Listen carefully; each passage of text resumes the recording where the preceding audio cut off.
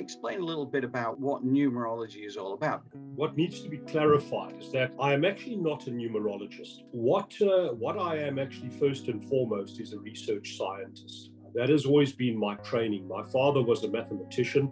As a child, he took me through many extensive exercises around critical thinking, developing the ability to look for deeper meanings within numbers, especially patterns. And I think that is probably my greatest gift, is to be able to work with series of numbers that identify patterns. Numerology, which basically uses only numbers, provided me with a strategic tool which really allowed me to dig very deep into the human design.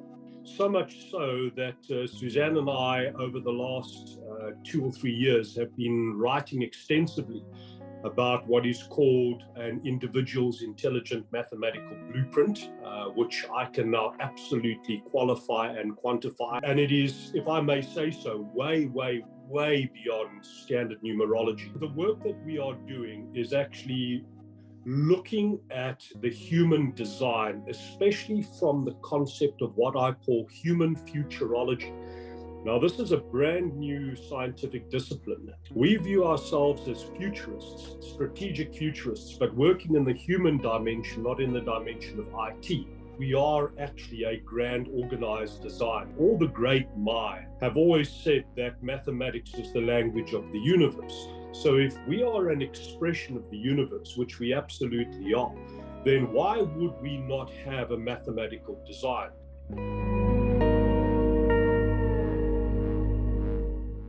Hi there, Elevated Planet community. This is John Drew here from Elevated Planet with Mr. Chris Stiles from 365PinCode.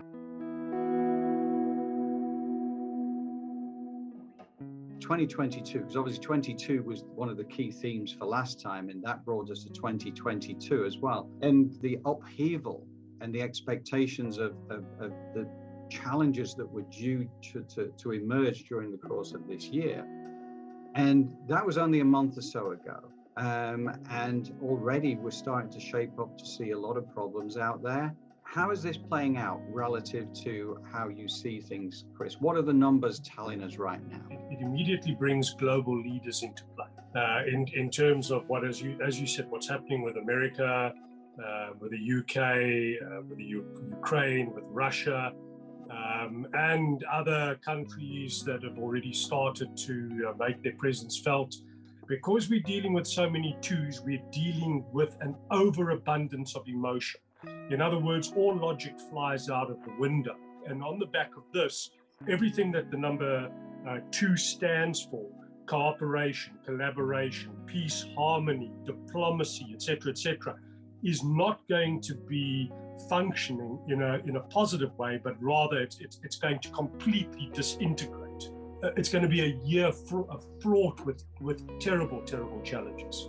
Yeah, and that kind of ties in very much with my non-numerology approach. 2022 through 2024, in particular, are going to be tumultuous years with a lot of grief energy out there, with people having to reset the way they look at life. Well, let's pause for a moment and think about the 3 big guns that you alluded to a short while ago: Putin, Biden, and Johnson. Before I go there, what I want to explain is the power of the numerology number 9. It means that construct of all the numbers of all those people that were locked together has the opportunity or the potential for healing, but it also has the potential for extreme conflict. So when you put energies together that add up to 9, what you've got is literally the effect of holding up a mirror. When you put the core numbers of Biden, Putin, and Johnson together, you get a highly volatile cocktail driven by the number 9. This is why I believe that we are really facing very dark times this year. Putin, Biden, Johnson, Jinping, Zelensky, Scholz, Macron, and Trudeau. 9.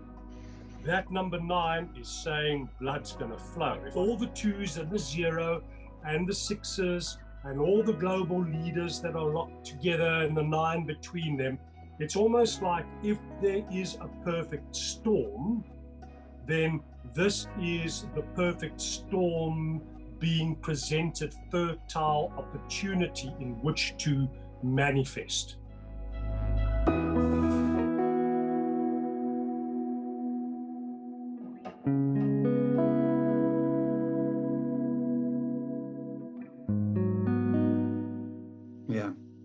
Yeah, for sure. I mean, this is not pointing to an outcome that anybody wants, but you can feel from my past research as well is that always knew these were going to be tumultuous years, just didn't know what they were going to look like. But the way that your numbers are stacking up there with the leaders is quite ominous, that this is taking us towards conflict that could be very unpleasant. It is what it is, right? But we can see it unfolding before our eyes. You did some work on Putin going back a while, if memory serves, going back maybe even 2020. How does that stack up with what's happening now? Because obviously, last month we were talking about this, and now it's all unfolding. But going back to 2020, what was all that? Well, John, the research work that we published on Putin really looked at the architecture of his numbers, and the architecture of his numbers bring two numbers into play very, very powerfully, and those are the numbers 4 and 8. And 4 and 8 are both vibrations or numbers that deal with the earth. In other words, extraordinarily earthed, powerful, grounded, even rigid, if you want to put it like that. Not the numbers that deal with emotion, nor the numbers that deal with thought. It's really that earthed, hard energy, and that's very, very prevalent in Putin's intelligent mathematical blueprint, or, if you will, the pin code of his authentic self. He's got a great abundance of number 4 in his birth name. I think so much so that it makes it his hidden passion. The number 4 just is a no-nonsense number. That's it. It's work, focus, discipline, law, order. It's like a brick. It's hard, and if you get in its way, invariably you come off worse than the brick does. And it's absolutely ruthless, and it is relentless in terms of what it wants. The number 4 is not open to negotiation, not open to it at all. And the number 4 also, once it's made its mind up, try and turn a number 4 once they've made their mind up. Well, good luck to you. Then he's also got the number 8, and the number 8 deals with money, power, wealth, status, authority, control. And that's it. That's his construct. That's who he is. That's how his bricks, if you will, are put together. Yeah. It's not like the man scores high on the feminine energies. So I do always kind of scratch my head in disbelief when you hear these news channels talking about the fact that there's opportunity for negotiation and this and this and this and this. That dog's just not gonna hunt. It's just not in his DNA. He wants to get things done. He wants it to be practical, and he wants it to be done in an orderly fashion, and it's about power and control. End of story. Yes. And given the fact that he's born on the 7th and with a number 7 life path, and with a number 7 being a very, very intelligent number, and also a very cold and a very clinical number, you're dealing with someone who's very intelligent, cold, and clinical. And certainly, not that I know Vladimir personally, or necessarily have any desire to, but that description seems to sum him up perfectly from what we see from our side. Okay, not knowing the man, but that just looks an absolute perfect description of him coming from the numbers. Well, you see, John, the thing is, what absolutely amazes me. So, for example, this work that I'm doing, this using applied numerology as a tool in order to research and try and better understand us. Yes. Firstly on an individual level, and then on a collective level, through numbers, because numbers are something that you can talk to most people about and they're pretty comfortable with it. And you can also see numbers. Yes. There's a lot of numbers in our world. I mean, we're born on a certain day, we're born in a certain month, born in a certain year, born at a certain time. Those are numbers. Everything about us is numbers. So I think that the more we start to become aware of the numbers in our life, the more we're going to begin to understand ourselves, especially on the level of authentic self. But I digress. The thing about Putin's numbers is Putin's numbers are no nonsense. Yeah. Then you've got Joe Biden, and Joe Biden is born on the 20th of November 1942.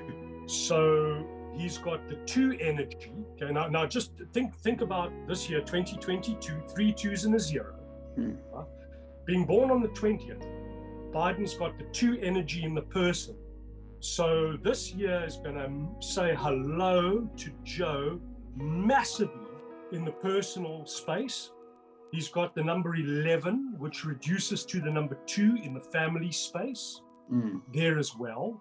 He's born in 1942, 9 and 1's 10, 14, 16. So he's got karmic 16 as his world or career number. And that invariably deals, remember, karmic 16 is usually the number that deals with deeply troubled relationships. And when you put it together, Joe Biden's got a number 2 life path. So Joe Biden's entire 365 PinCode or human futurology chart is crammed full of 2s and 7s. Therefore, 2022, by virtue of its construct, is going to absolutely surge through this man's world like a giant tsunami. It has to be that way because the number 2 amplified is synchronizing with all the 2s in his chart, and he's got an abundance of 2s in his chart. So this is going to be a very, very emotional year for Joe Biden. Do you think that could be ultimately a threat to his leadership during the course of this year, or just something that really puts him in a very challenging position? The research that we have done has also included Kamala Harris.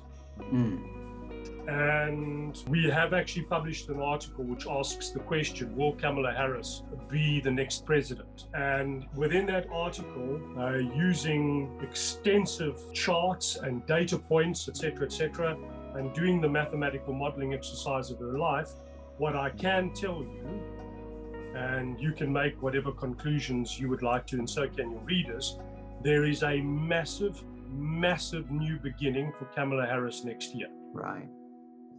Now, onto this thing of karma, which is very interesting, John, because I alluded to the fact that Joe Biden, in terms of his world or career numbers, got karmic 16-7. Remember, being born in 1942. Yes. Well, Vladimir Putin has karmic 16 as one of the octaves of his life path, deeply troubled relationships. Joe Biden has karmic 16 as not only his career number, but as his shadow life path number.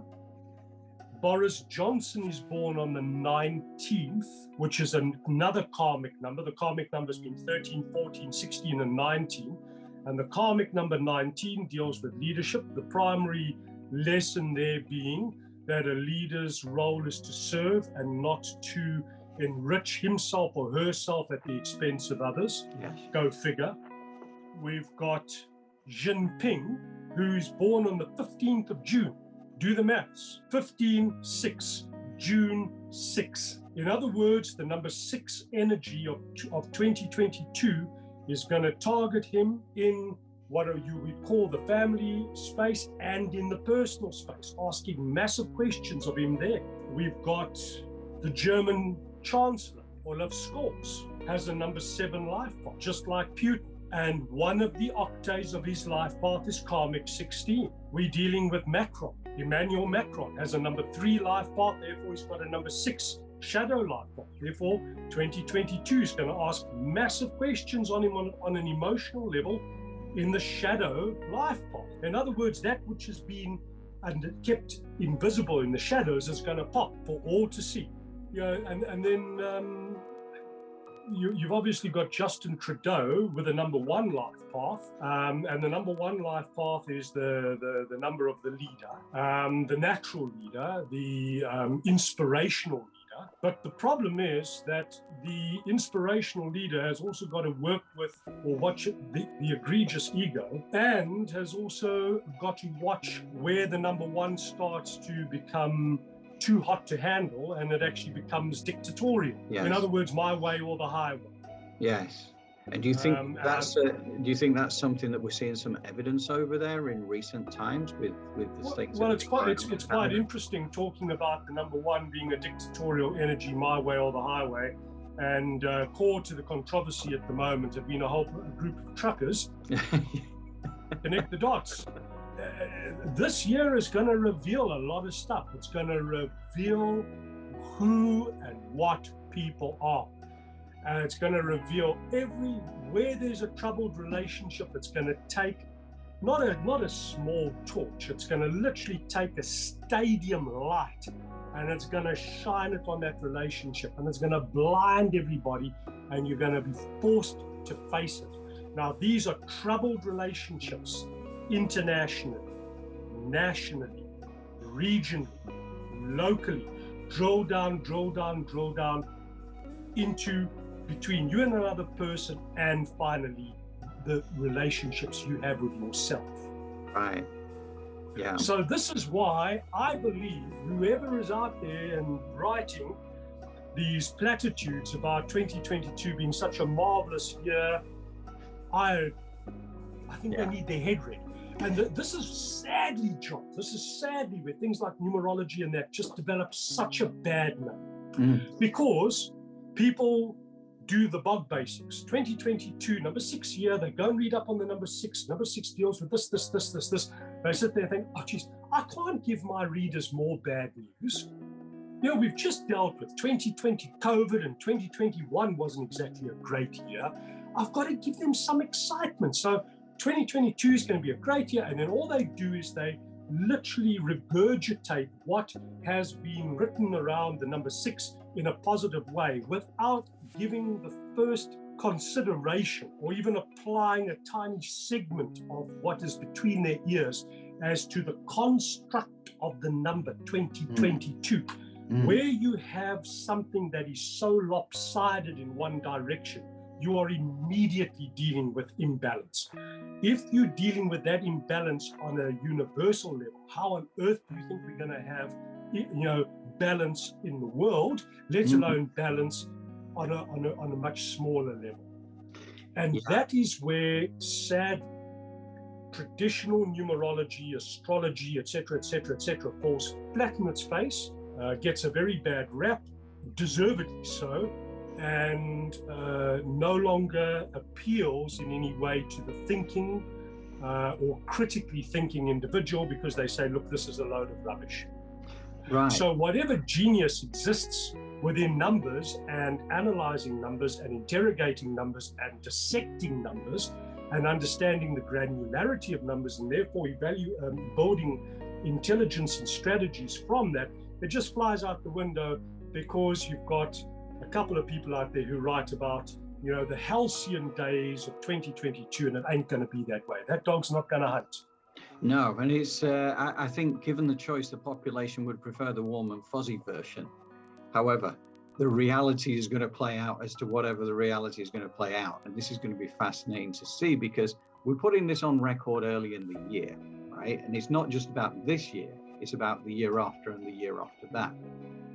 So I think this is a wonderful time to do this, because whilst the warm and fuzzy one always sounds that much more appealing, clearly what we're trying to get to here is how is the universe constructed? How is it that everything around us comes down to numbers? We relate to numbers. Music relates to numbers. Everything is numbers, right? The universe is numbers.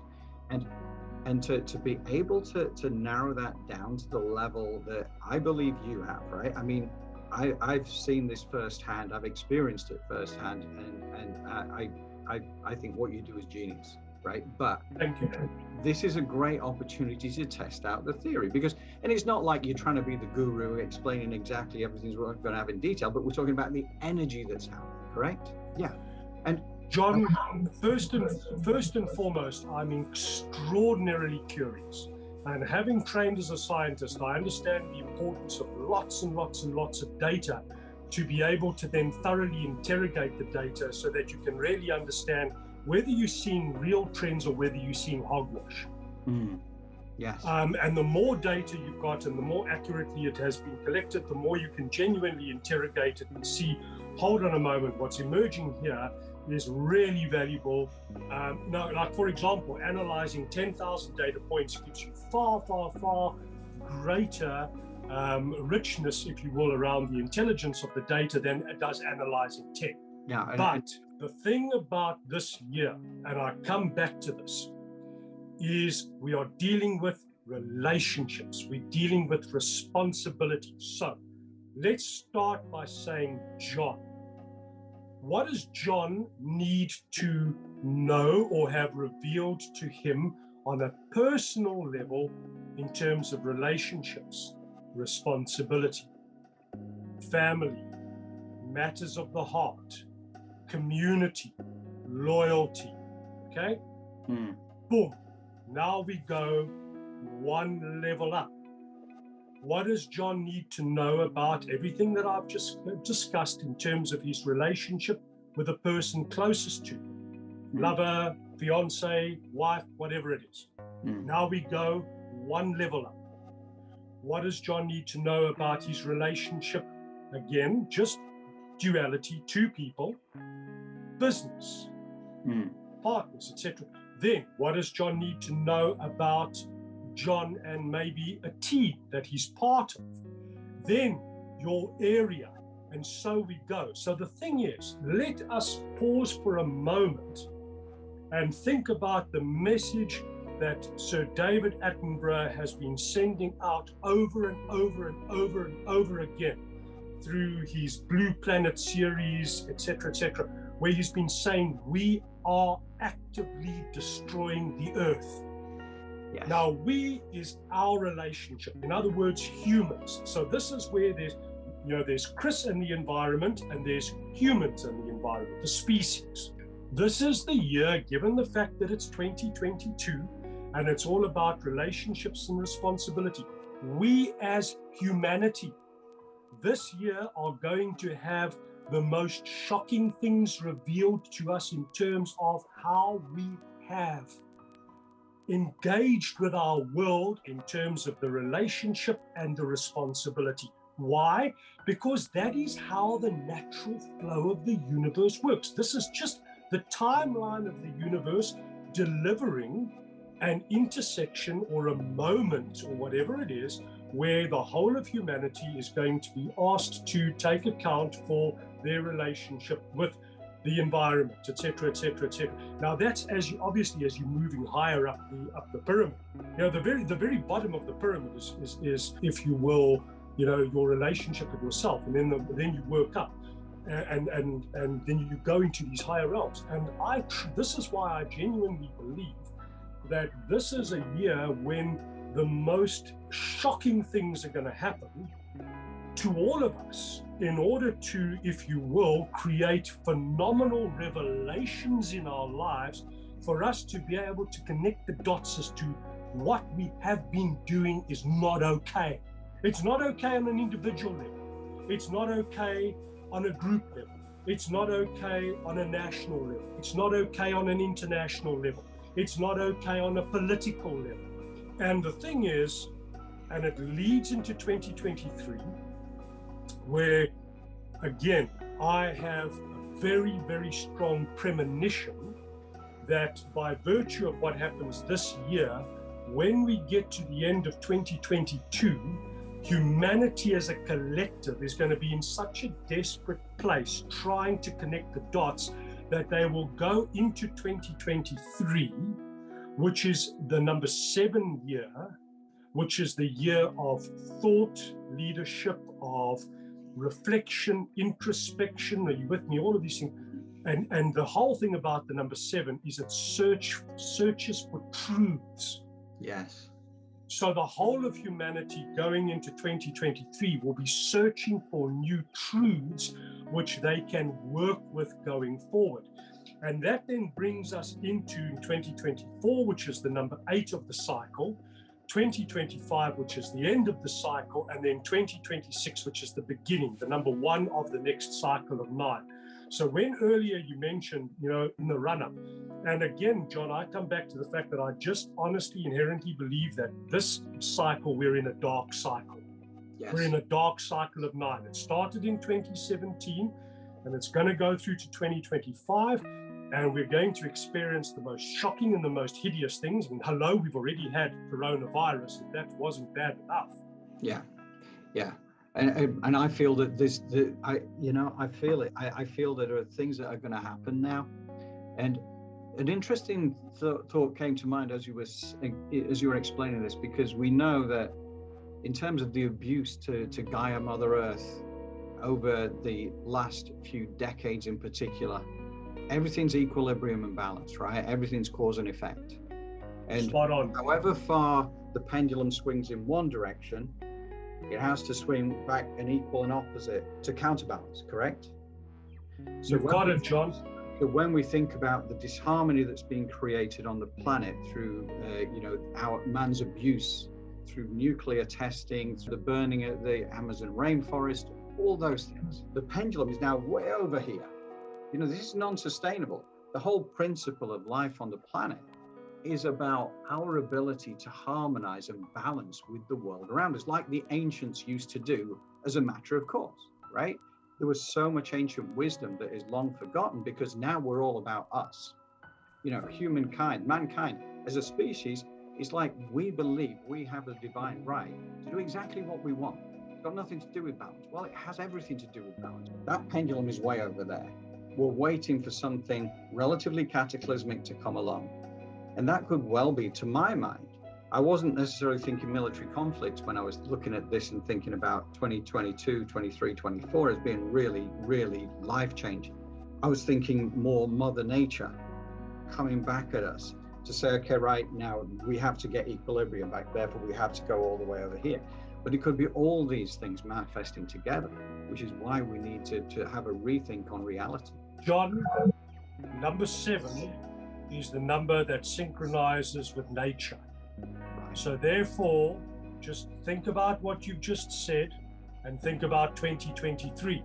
And remember what I said about the fact that when we go into 2023, by virtue of what has happened to us in 2022, we're going to be searching for truths. And what did Einstein say? Einstein said that if you want to understand the universe, you need to look deep into nature. So therefore, when we start to try to understand and connect with much deeper meanings, because whatever we've lived has been proven to be so very superficial, we're going to look deep into nature. That's 2023. But because we're in a dark cycle, what nature's going to say is, well, look at what you did to me. Now there you go. Yeah. So, as much, and people say, oh, come on, you're just a prophet of doom. If that's what you think I am, then that's what you think I am. I don't for one second say that there won't be positives that will come out of this. But the thing is, the positives that will come out of this is the awareness, if it is through a very, very, very severe lesson being taught to us as to what not to do.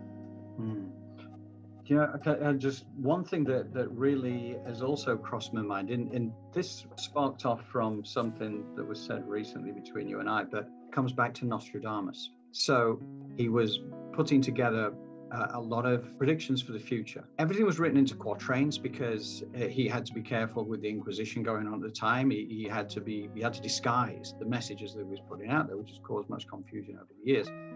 But what I do know is that a lady called Dolores Cannon, who was an incredible recorder of channelings that took place with Nostradamus, and people will kind of scoff at that and say, well, that's rubbish. You can't be channeling a philosopher from the 1400s. And she wrote books about this, and there's some fascinating stuff. And people didn't take that much notice until the Twin Towers and the Pentagon were attacked, because they were already in her book. And she was hoping that they weren't true, because she sees these predictions as something that are possible futures, potentially probable futures, but not definite, because nothing is absolute on tablets of stone. This is a free will planet. We get to choose good things and we get to choose bad things. Now, Nostradamus also, within this frame, if you like, of Dolores Cannon, the information she came out with, he was very adamant about the disharmony created on the planet, and it was going to cause cataclysmic change, and it will cause cataclysmic change. And the best that we can do, according to Nostradamus, was to put out as much positive energy into the world as possible to counterbalance the negativity that has been created. And that is the best that we can do. Now, I take those words to heart because, for a start, you know, I'm a big admirer of the work that Dolores did. Now, she passed from this planet in 2014, so she's no longer doing this stuff on this side, but I'm sure she's very active on the other side.